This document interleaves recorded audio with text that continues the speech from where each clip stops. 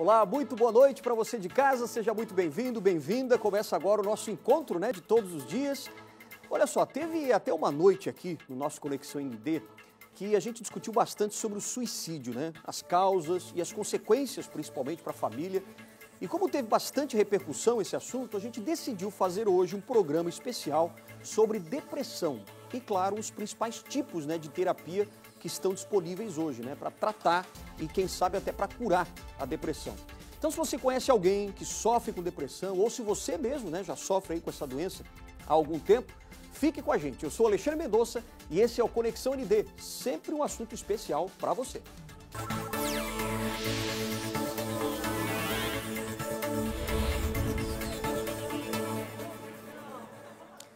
Pois é, e hoje é quinta-feira é dia de Cacau Menezes, mas você sabe que o Cacau está se recuperando ainda da Covid-19, ele que foi acometido pelo coronavírus, mas ele já está em casa, está passando super bem, está se recuperando. Semana que vem, provavelmente, ele já vai estar aqui com a gente no Conexão ND, trazendo um convidado muito especial. Mas a gente está trazendo hoje aqui uma convidada também muito especial, ela que participou do quadro Terapia de Choque, que nós apresentamos aqui no ano passado ainda, 2019, Ela é sócia fundadora da Humanamundi, que é um centro de terapias extraordinário que fica em São Paulo, e ela vai explicar para a gente sobre algumas das terapias que estão disponíveis hoje para tratar a depressão. Então, recebendo aqui com muito carinho a psicóloga Luciana Vanzo. Muito boa noite para você, Luciana. Tudo bem contigo? Tudo bem, obrigada a você pelo convite, Alexandre. É sempre muito bom estar com vocês. Boa noite a todos os telespectadores. Estou muito feliz de estar aqui. Que bom, seja bem-vinda, Bom, a gente está sabendo aí que essa questão da depressão parece que acabou se proliferando mais, acabou virando também uma pandemia, no Brasil, aqui em Santa Catarina não é diferente também. Você já tem aí na Humanamundi, aí em São Paulo, recebido, claro, vários pacientes com depressão antes da depressão, Queria que você me falasse um pouquinho do perfil desses pacientes antes da depressão. Vamos falar no antes primeiro, tá certo? Sim. O meu setting terapêutico, antes da pandemia, nós tínhamos muitos pacientes depressivos, pacientes clientes, porque a gente tem que colocar aqui o corpo clínico, mas nós percebemos que isso aumentou de 50%. Então, antes da pandemia, eram pacientes que chegavam com comportamentos depressivos, com sintomas mais ligados à depressão, mas um comportamento que eles não sabiam muito dizer se era uma depressão ou não. Então, eram comportamentos como insônia, má digestão, sudorese, taquicardia, e que se confundia muito ali com ansiedade. Então, era uma porcentagem em SET antes da pandemia menor do que hoje, e que às vezes ainda não ficava tão entendível para ele se era um transtorno ou se era simplesmente um plano sintomático apenas. Olha só. Não, e você falou que aumentou em 50%, Hoje os dados que a gente tem aqui são os dados do ano passado até 2019, são mais de 12 milhões de pessoas no Brasil inteiro que sofrem com depressão. Quer dizer, um número bastante grande, já provavelmente não contando ainda com a pandemia agora deve ter aumentado mais. Mas eu queria que você falasse um pouquinho da Humanamundi, vocês tratando pessoas com depressão, com estresse, ansiedade também. Como é que a Humanamundi trabalha? São várias pessoas, tem médicos também ou são só terapias? Como é que funciona? A Humanamundi é uma clínica integrativa. Nós trabalhamos corpo, mente e alma nos nossos protocolos e entendendo que sintomas são esses que nos chegam. Então, que clientes e pacientes são esses que nos chegam? Então, nós temos um corpo clínico, médico, desde o clínico geral, pediatra até geriatra. Então, a gente fala, tá bom, a gente tem a vida nas mãos, então nós somos um bebezinho, e aí a gente vai chegando no momento que a gente vai envelhecendo.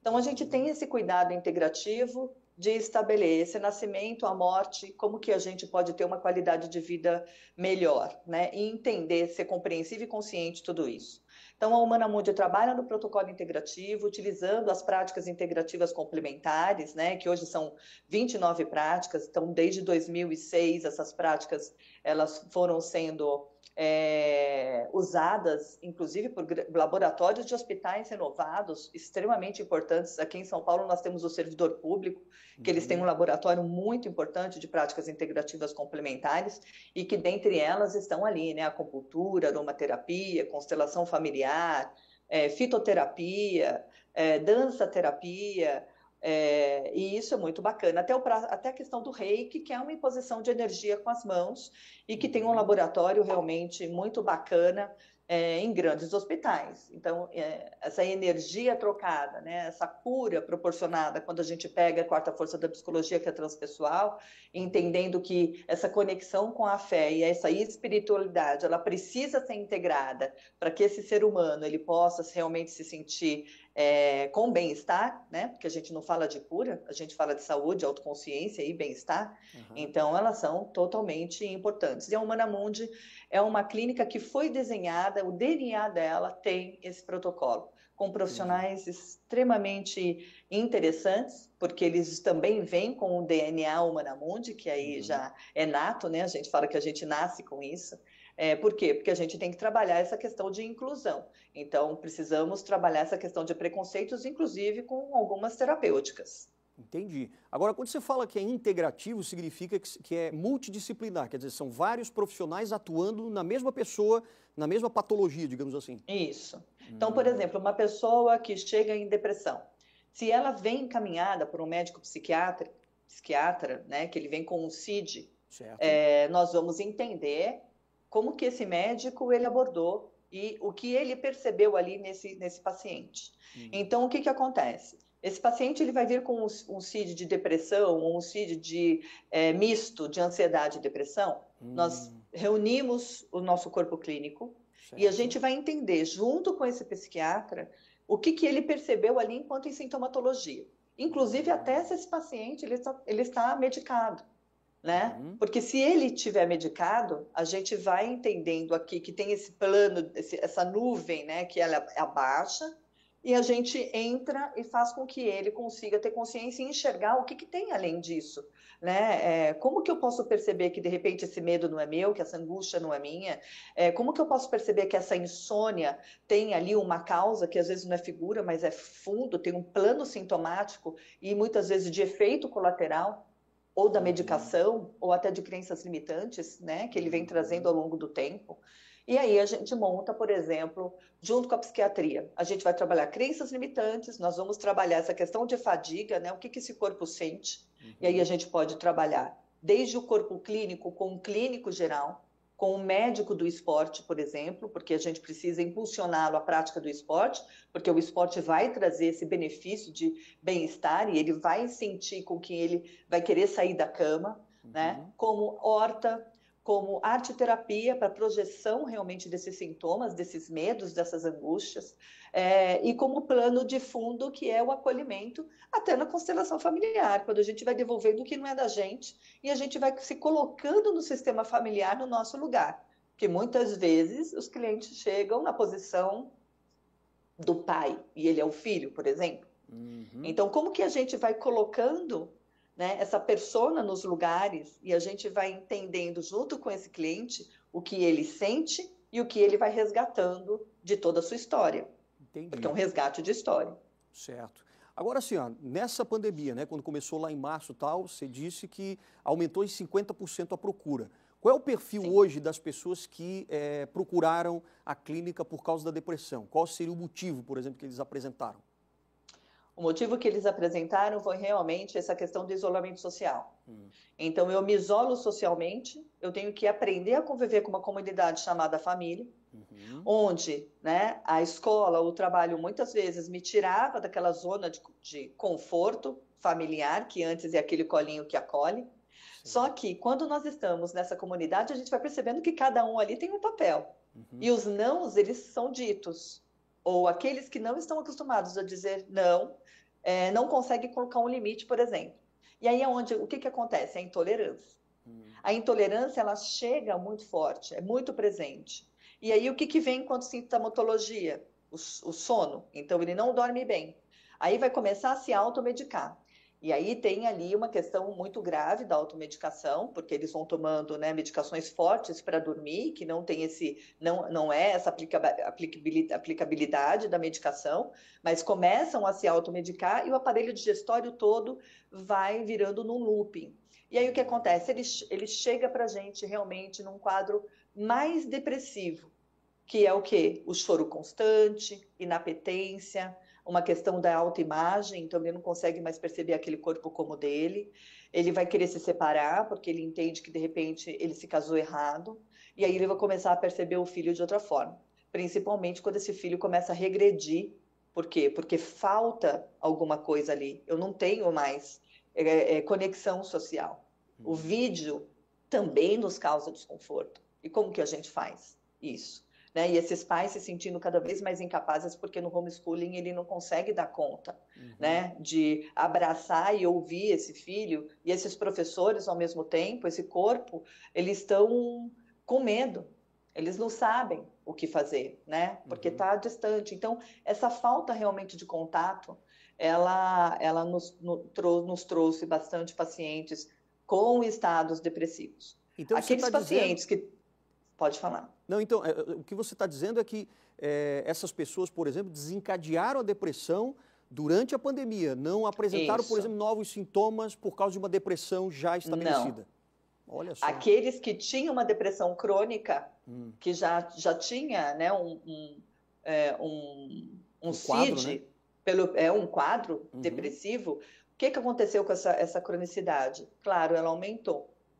Então, esse estar na cama, estar no escuro, esse choro, aumentou, né? Proporcionalmente. O que acontece? O psiquiatra, ele trabalhou muito mais, por quê? Porque ele vai ter que aumentar a medicação ou ele vai ter que associar a medicação. E aí, o que aconteceu, que foi bárbaro, assim, e eu acho que isso é importante a gente ressaltar aqui, porque a gente está percebendo que a ciência, ela está olhando muito mais para essa questão da saúde mental, né? Trabalhando muito mais e acolhendo muito mais essas práticas integrativas complementares, como recursos adjuntos, inclusive, nos tratamentos em geral, que não só os psiquiatras, no quadro depressivo crônico, por exemplo, nos encaminharam pacientes, mas também nutrólogos, olha só, homeopatas, gastros, dermatologistas, né? Porque os eczemas de contato, eles subiram, né? Oftalmologistas, porque a psicossomática, de repente, aconteceu de casos de depressão aqui, que a pessoa ela não conseguia enxergar, mas ela não tinha nenhum problema de acuidade visual, era totalmente somática, então, assim, aquilo que eu não quero ver. Então, as doenças psicossomáticas, elas se associaram muito à questão da depressão crônica. E aí, nas práticas integrativas complementares, a partir do nosso protocolo integrativo, a gente trabalhou o quê? Não a depressão crônica, porque o psiquiatra já está trabalhando, mas o efeito colateral. O que tudo isso está ocasionando? E aí, efeitos colaterais, eles são diferentes. Não dá para a gente ter um efeito colateral de uma insônia, por exemplo, sendo que aquela pessoa não tinha insônia antes. Ou, se ela tinha, outras coisas começaram a acontecer, como o medo da noite chegar, por exemplo. E aí a gente tem que trabalhar o medo da noite chegar, né? Então é muito mais complexo. Eu acho que essa questão do isolamento social, ela trouxe essa questão crônica. Agora, tem algumas pessoas que contaram, né, relataram, às vezes em entrevistas, em reportagens que a gente fez até sobre a questão da depressão, principalmente agora nesse momento de pandemia, né? Alguns diziam, por exemplo, que não conseguiam atravessar as pontes aqui que ligam a ilha ao continente, que não conseguiam, às vezes, entrar no próprio apartamento porque imaginava que o apartamento ia desabar em cima da cabeça deles. Já estavam num quadro depressivo até bastante avançado. Quer dizer, sintomas que as pessoas, já com uma certa depressão, não apresentavam, Sim. Por causa da pandemia, acabou extrapolando, é isso? Síndrome do pânico, né? Essas sensações de pânico que paralisa ou simplesmente das fobias, bem como transtornos obsessivos compulsivos, tudo isso aumentou em grande proporção. Inclusive transtornos obsessivos compulsivos de simetria.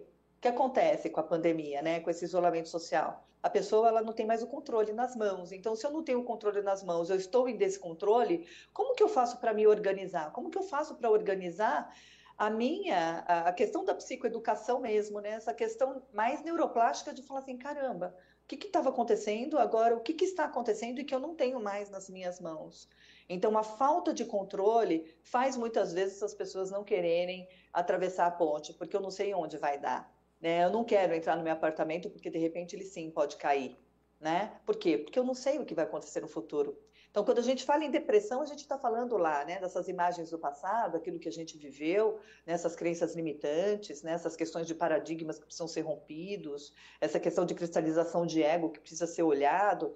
E quando a gente fala, né, do misto, que é o que começou a chegar a partir da pandemia, também vem o processo ansioso. Então, é assim, claro. O que eu faço se eu não sei o que vai acontecer no futuro, né? Como que eu volto a trabalhar na minha empresa se eu moro com os meus pais que são idosos? E aí, a partir daí, eu preciso olhar para uma questão de ou peço demissão, ou eu abro um negócio, me arrisco nesse momento, ou simplesmente começo a fazer uma transição de carreira para descobrir os meus talentos.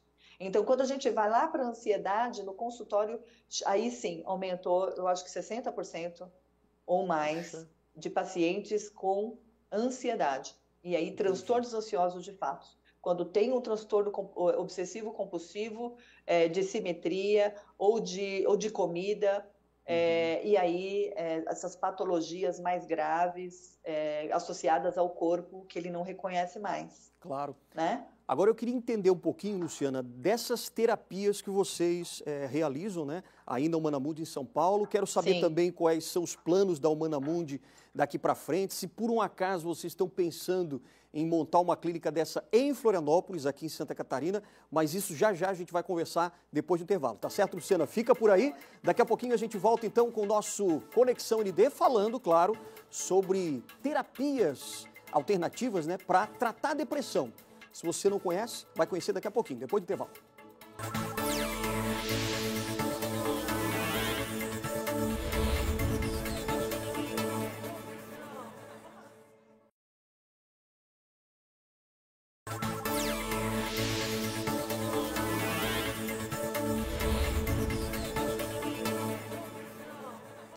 Voltando com o nosso Conexão ND, nesta quinta-feira, você sabe, Cacau Menezes deve voltar na próxima quinta-feira, porque ele está se recuperando lá da Covid-19, né? Infelizmente ele teve aí o coronavírus, mas já está em casa, está super bem, está medicado e está se recuperando devagarzinho, tá certo? Semana que vem a gente vê se ele está de volta. Bom, a gente está conversando hoje sobre terapias alternativas, vários tipos de terapia para poder tratar a depressão. Estamos aqui com Luciana Vanzo, que é psicóloga e é sócia fundadora, né, do Humanamundi, da Humanamundi, que é um centro aí de terapias integrativas, né, Luciana, que você comentou com a gente Sim. agora há pouco. Eu queria te perguntar agora exatamente sobre essas terapias, que a gente já falou sobre a procura que aumentou aí cerca de 60%, né, das pessoas que têm depressão. Por exemplo, uma pessoa chega aí com esse diagnóstico de depressão, já com o código lá do psiquiatra, né, dizendo que é depressão, às vezes por causa também de uma ansiedade e tal. Qual é a abordagem que vocês fazem? Como é que vocês começam a receber esse paciente? Por exemplo, com o nosso psiquiatra, a gente trabalha, claro, de uma forma integrativa. Então, na consulta dele, por exemplo, o psicólogo desse paciente, o Humanamundi, ele está sempre presente. Então, certo. Nós estamos sempre presentes. Aquele que chega de outro psiquiatra, a gente faz todo um processo de anamnese. Que é extremamente importante. Não só uma anamnese, quando a gente fala do todo, né, da história de vida dele, mas também a gente inclui a anamnese espiritual, quando a gente fala da espiritualidade no campo da saúde. Só explica pra gente o que é a anamnese, o pessoal de casa entender. A anamnese é um questionário, como se fosse um questionário, com várias perguntas que dizem respeito à vida desse cliente, desse paciente, que ele vai falar tanto da vida dele, como desde a infância, até medicamentos que ele toma, se ele já teve algum surto, se ele já teve alguma internação. Então, a gente vai fazer ali um apanhado, vai ter um apanhado de informações acerca da vida desse paciente. A partir daí, a gente monta o protocolo, com as técnicas integrativas complementares. Claro. Então, já tivemos uma paciente em depressão, que até minha sócia Cristina Barros, ela atendeu aqui, e que foi lindo um processo, né, que ela está super bem hoje, e que ela nos chegou muito mal. Então, qual foi o protocolo montado? Né? Mas como é que ela chegou? Mas fala pra gente primeiro como é que ela chegou. Como é que ela chegou? Ela chegou muito mal, ela chegou muito apática, né? Ela tinha insônia, era uma família muito preocupada, então medicada, e uma senhora já, né? Então, quando a gente fala dos 60 a mais, aí tem uma diferença, inclusive na questão da apatia. E foi feito um protocolo baseado em quê? Em trazer essa mulher de volta. E como que traz essa mulher de volta? Para ela, em primeiro lugar, e para essa família, né? Que essa família estava esperando. E aí, sim, iniciou-se todo um protocolo, ela já tinha um psiquiatra próprio, e aí, sim, muitas sessões de psicoterapia, acompanhante terapêutico, arte terapia, horta, né? A gente pode até empregar ali aromaterapia, quando a gente vai trabalhar esse aroma, e o que que isso vai trazendo animicamente para esse corpo, dentre outras terapêuticas, acupuntura, né, que é extremamente importante quando a gente fala dessas cadeias musculoesqueléticas, desses pontos, né, que a medicina chinesa traz, que são tão importantes para o ser humano. Então, a gente usa muito a acupuntura aqui e tivemos um resultado realmente impressionante. Então conta pra gente, Lu, como é que, por exemplo, uma arte-terapia dentro desse protocolo, né? O que que uma arte-terapia, a questão da plantação, né? Do hortifruti ali que vocês fazem também, porque até eu já estive, né, lá na Humana Mundi, ainda na Humana Mundi, e tem vários espaços, né? Vocês têm várias salas diferentes e tal. Por exemplo, a arte-terapia, como é que ela funciona para uma pessoa com depressão? A arte-terapia, a gente trabalha muito essa questão, né, a necessidade dessa fluidez. Então, a gente trabalha com argila, trabalha as mandalas terapêuticas, né, desenhando com o dedo, fazendo mandalas vivas, né, com as coisas que a gente consegue na natureza, né. Tem toda uma função do mandalar e de trazer essa arte de uma forma que ela se sinta viva. A gente trabalha teatro, a gente trabalha escrita criativa, e isso tudo é arte, né? Telas, pinturas em telas, aí a gente vai conseguindo entender que esse cliente tem um potencial, um talento ali, que ele nunca olhou para aquilo. E aí, a partir daí, a gente começa a pegar esses sintomas, que a gente considera mais graves e estruturais, a partir da psiquiatria, e trabalha essa projeção nos trabalhos de arte-terapia. Então, a argila, por exemplo, é excelente para isso. Porque a gente vai descobrindo exatamente essa emoção que vai sendo projetada a partir da arte. Entendi. No caso dessa moça, então, que vocês tiveram, né, que vocês receberam aí, que fizeram arte-terapia com ela, o que que começou a aflorar nela, por exemplo, depois de uma arte-terapia, depois da argila e tudo mais? É exatamente essa pulsão de vida, né? Então, enquanto eu estou na cama, no quarto escuro, eu não faço nada.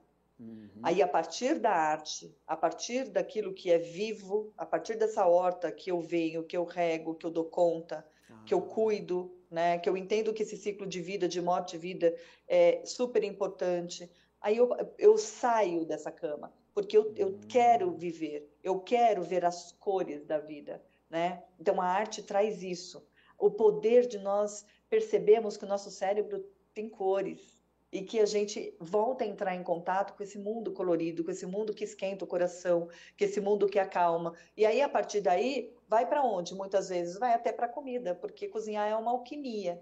Então, o acompanhante terapêutico, né, trabalhou muito essa questão dentro de casa, de organizar as coisas, de deixar tudo mais lindo, mais belo, né, com muito mais verdade.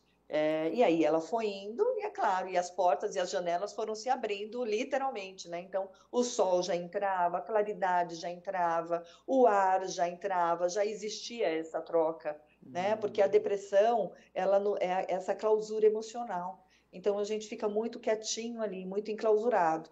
Quando a gente projeta isso, as nossas dores, aí a gente consegue realmente abrir as janelas. Quer dizer que a pessoa acaba ressignificando aquilo também, as dores que ela tem da depressão? Ressignifica. Ressignifica porque ela começa a ter mais consciência. Quando eu tenho mais consciência acerca daquilo que me paralisa, eu tenho cliente que fala assim, nossa, ter consciência dói, né? Eu queria tanto voltar lá para o meu inconsciente, né? Mas não volta, porque dói, claro que dói ter consciência. Quando a gente percebe quais são as nossas fraquezas, nossas fragilidades e também as nossas forças, a gente entra em contato com o que é mais sublime, o que é mais puro da gente, a nossa essência. Então dói, porque é aquele negócio, a casa cai, né? É aquela expressão que eles trazem muito, nossa, minha casa caiu, porque agora eu estou entendendo que eu não sou tão fortão, né? Eu não sou super-homem. Eu posso, sim, ser frágil, né? Eu posso chorar, eu posso olhar para a vida de outra forma, eu posso contemplar o sol, eu posso viajar, eu posso fazer amizades, eu posso me relacionar. né? Entendi. Então, é claro que por isso que tudo é ressignificado. Tudo é Entendi. ressignificado. Tem acho que eu posso chamar que é uma terapia que vocês fizeram uma vez aí na Humanamundi, com flores. Eu vi que você colocou em cima de uma mesa várias flores e tinha um vaso em que a pessoa tinha que montar esse vaso. O que significa essa terapia, hein? Eu trabalho muito eu gosto muito de trabalhar com flores, né? E eu percebo como que a construção e a desconstrução é feita. Então, eu espalho muitas flores e eu pego um vaso transparente e aí, a partir dali, eu falo para o cliente, olha, aqui está o seu material. E aí a gente vai percebendo como que esse inconsciente ele está. Então, ele faz lá o arranjo dele. Quando você olha o arranjo, ele olha o arranjo e aí a gente vai fazendo outro arranjo espelhado, puxa vida, né? Olha aqui, essas folhas eu poderia tirar, esse caule eu poderia limpar, né? A simetria aqui poderia ficar mais organizada. E aí ali ele percebe essa desorganização. Então, dentro, esse inconsciente é o quanto eu estou desorganizado, e quando essas flores vêm que está fora e mais organizada, eu falo assim, caramba, eu estou conseguindo enxergar nesta água aqui essas hastes, que é essa minha estrutura.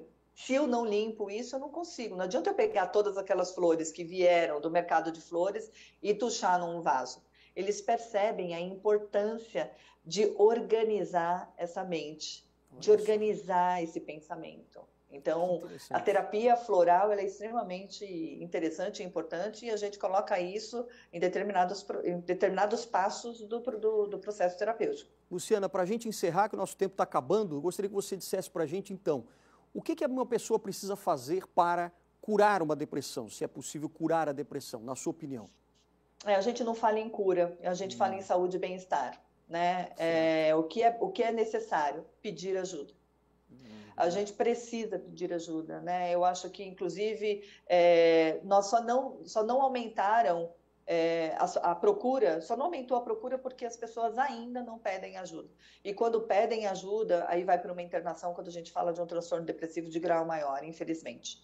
Agora, quando ela consegue pedir ajuda, fica tudo mais fácil, porque aí ela vai poder contemplar tudo aquilo que ela tem dentro dela, que é a própria essência, né? E aí, é claro, os familiares e os amigos também estão pedindo ajuda por pessoas que não pedem. Então, é a conscientização de pedir ajuda para que essa pessoa consiga ter saúde e bem-estar. Quem quiser saber mais, maravilha, quem quiser saber mais tem o site, né, que é humanamundi.com, e no Instagram a pessoa pode também seguir, né, no Instagram. Sim, que é o Humanamundi. Então, o Facebook Humanamundi, @Humanamundi, né, quando a gente fala do Instagram, e www.humanamundi.com, quando a gente fala do nosso site. Maravilha. Luciana, quero te agradecer mais uma vez pela participação aqui. Prazer foi nosso. Imagina, eu que agradeço mesmo, parabéns pelo teu trabalho. Obrigada a todos. Só a última coisa rapidinho, tem chance de ter uma Humanamundi em Florianópolis algum dia? Tem chance. Tem chance pandemia mesmo? nos parou, a pandemia nos parou, mas tem muita chance, sim, de ter uma Humanamundi em Florianópolis. Já temos interessados em Florianópolis, inclusive. Que legal. Ano que vem, provavelmente. Provavelmente. Provavelmente. Maravilha. Vamos ter outras informações sobre isso em breve, né? Obrigado, Lu. Grande abraço para você, grande beijo. E ótimo fim de semana para você aí. Tchau, tchau. Igualmente. Até mais. Brigadão. E também agradeço a você que até agora ficou aqui com a gente, né? Obrigado pela audiência.